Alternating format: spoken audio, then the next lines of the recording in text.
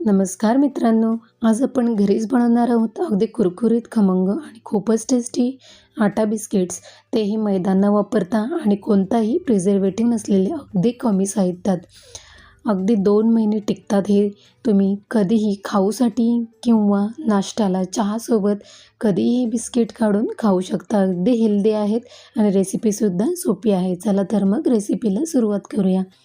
सर्वप्रथम मी घेतलं आहे फ्रीजमधलं थंड दूध 2 कप. त्यामध्ये घातले आहे 1/2 कप साखर आणि हे मिश्रण न ढवळता तसंच मी बाजूला ठेवून दिलं आहे. साखर तशीच राहिली पाहिजे, अजिबात मिक्स करू नका. आता दुसरीकडे मी परातीत घेतलं आहे 4 कप गव्हाचं पीठ. आता इथे कप जे घेतलेले आहे ते एकच घ्या, प्रमाण सगळं सारखं आलं पाहिजे म्हणून मी इथे एकच कप दाखवला आहे. तुम्हीसुद्धा प्रमाण सारखंच दाखवा. त्यामध्ये घातला आहे 1.5 कप बारीक रवा, 1.5 कप डेसिकेटेड कोकोनट आणि 10 ते 12 काजू बारीक कट करून घेतलेले आहेत. तुम्हाला हवा असेल तर यामध्ये बदाम, पिस्ता, मनुका असे इतर तुमच्या आवडीनुसार ड्रायफ्रूट्सही ॲड करू शकता. कारण खाताना आहे ना त्याचे छोटे छोटे तुकडे येतात आणि बिस्किटची चव अजूनच वाढते, म्हणून ड्रायफ्रूट्स नक्की घाला. आता यामध्ये अर्धा चमचा मी वेलची पूड घालून सगळं कोरडं मिश्रण नीट एकत्र करून घेतलं आहे. यानंतर दूध आणि साखरेचं जे मिश्रण आपण ठेवलं होतं ते आता अर्धं मिश्रण घालून मी पीठ एकत्र केलं आणि मग घातलं आहे यामध्ये 1.5 चमचा असं भरपूर साजूक तूप. 1.5 ते 2 चमचासुद्धा तुम्ही घाला. 2पेक्षा जास्त घालू नका, नाहीतर आपली बिस्किटं जी आहेत ना ती तेलामध्ये वितळू शकतात. त्यामुळे एकदम कमीसुद्धा नको आणि जास्तसुद्धा नको. सगळं मिश्रण मी नीट एकजीव करून घेतल्यानंतर राहिलेलं संपूर्ण जे दूध साखरेचं मिश्रण होतं ते या पिठामध्ये ॲड केलं आणि एक छानसा घट्टसर असं पीठ मळून डो तयार केला. आता इथे पीठ आपला डो मी पाहताय कसा घट्ट असा मळला आहे.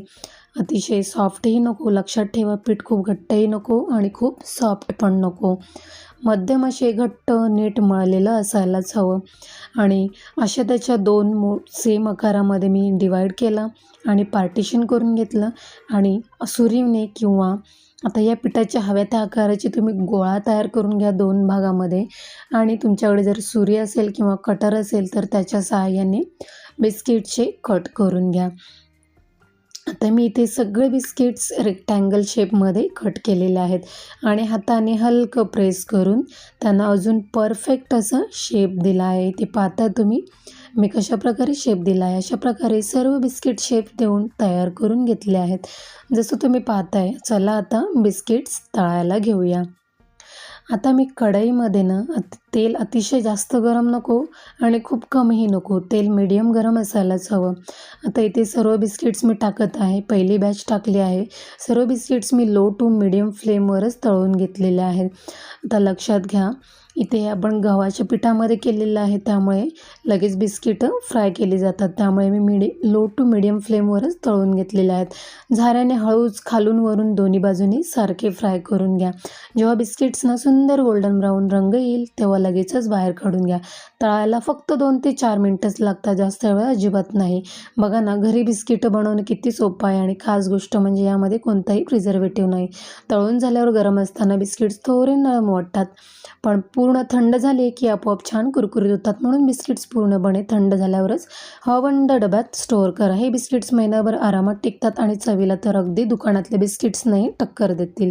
हे होममेड, टेस्टी, झटपट आणि कमी साहित्यात तयार मैदा न वापरता बनवलेले आटा बिस्किट्स नाश्त्याला मुलांसाठी, खाऊ म्हणून किंवा टाईमपाससाठी नक्की एन्जॉय करा. रेसिपी कशी वाटली मला कॉमेंटमध्ये नक्की सांगा. भेटूया अशाच नवीन आणि सोप्या आणि छान रेसिपींसोबत. तोपर्यंत नमस्कार.